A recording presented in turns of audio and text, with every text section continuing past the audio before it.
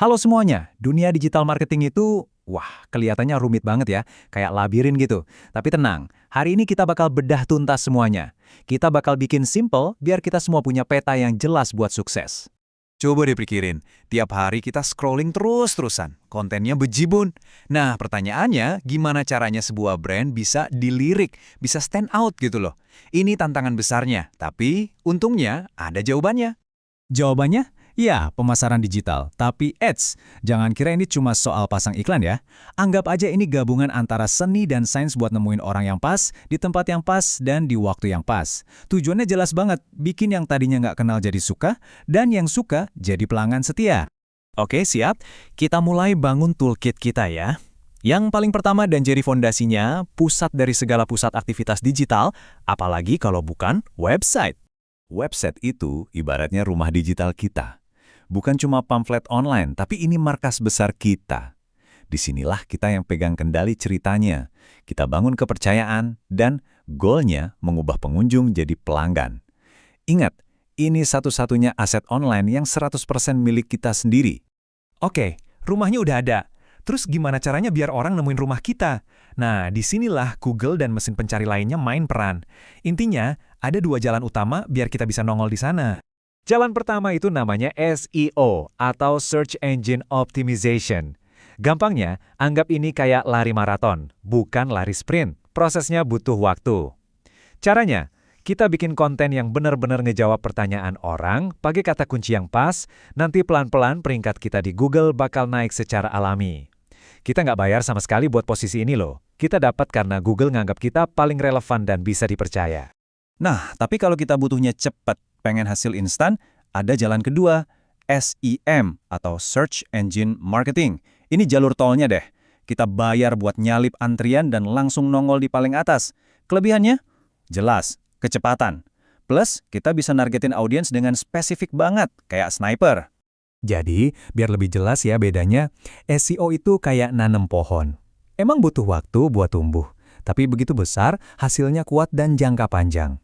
Nah, kalau SEM itu kayak nyewa jet pribadi, cepet banget sampainya, tapi ya kita harus terus-terusan isi bahan bakarnya alias bayar.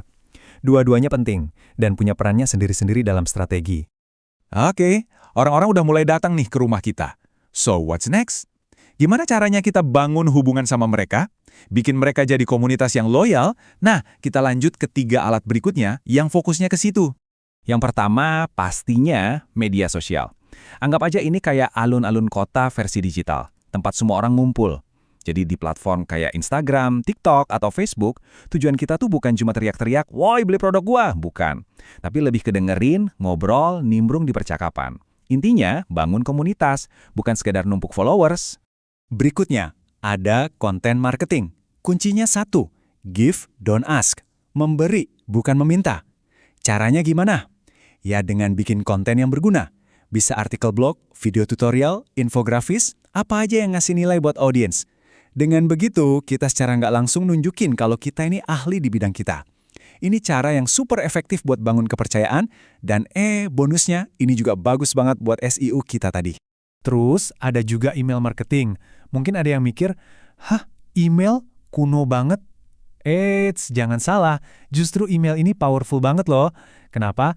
Karena ini satu-satunya channel di mana kita bisa ngobrol langsung sama audiens tanpa ada algoritma yang ngatur-ngatur. Ini jalur pribadi kita ke orang-orang yang paling loyal, tempat kita bisa kasih info eksklusif dan ngejaga hubungan biar tetap deket. Oke, fondasi udah kuat, komunitas sudah mulai kebentuk. Sekarang pertanyaannya, gimana cara kita memperbesar suara kita, biar pesannya nyampe ke lebih banyak orang lagi? Jawabannya, manfaatin kekuatan orang lain. Yuk kita bahas soal kolaborasi dan iklan. Pertama, ada affiliate marketing. Gampangnya gini deh, kita punya tim sales yang kerjanya berdasarkan komisi. Jadi ada orang lain, para afiliator ini, yang promosiin produk kita ke audiens mereka. Nah, mereka baru dapat bayaran kalau ada penjualan dari link mereka. Efisien banget kan? Contoh paling gampang ya, Shopee Affiliate Program. Ini mirip-mirip sama afiliasi. Namanya influencer marketing. Sama-sama manfaatin jangkauan orang lain. Bedanya di mana? Kalau influencer, fokus utamanya itu minjam kepercayaan. Kita kerja sama bareng content creator, terus pesan kita disampaikan lewat suara mereka yang emang udah dipercaya sama followersnya. Jadi seringnya ini lebih buat brand awareness, bukan ngejar penjualan langsung. Yang terakhir, ada yang namanya digital advertising secara umum. Anggap aja ini payung besarnya buat semua jenis iklan berbayar. SEM yang tadi kita omongin itu masuk ke sini. Iklan video di YouTube, masuk. Iklan di feed Instagram atau Facebook, masuk juga. Banner di situs berita, sama. Ini adalah cara paling pasti buat mastiin pesan kita dilihat sama audiens yang super luas. Wah, banyak banget ya alatnya yang udah kita bahas. Coba deh, sekarang kita mundur dikit, kita lihat gambaran besarnya. Kenapa sih semua ini powerful banget? Apa bedanya sama cara-cara pemasaran yang lama, yang tradisional? Jawabannya sebenarnya simple, tapi dampaknya luar biasa. Ada 5 keunggulan utama yang bikin digital marketing ini bukan cuma sekedar perkembangan biasa, tapi benar-benar sebuah revolusi. Revolusi cara brand berkomunikasi. Nah, bisa dilihat sendiri kan, bedanya jauh banget. Pemasaran tradisional itu seringnya lokal, mahal, dan kayak nebar jaring aja, semoga ada yang nyangkut. Sementara digital, jangkauannya global, biayanya jauh lebih efisien, dan targetnya itu spesifik banget, kayak pakai laser. Tapi yang paling penting, digital marketing itu ngugah komunikasi satu arah jadi 2 arah.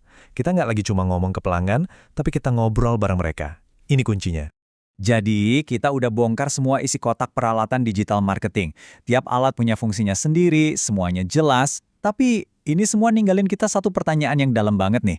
Dari semua ini, kira-kira mana yang lebih penting? Pesan yang super keren yang mau kita sampaikan, atau media super canggih yang kita pakai buat nyampainnya? Nah, coba deh direnungin.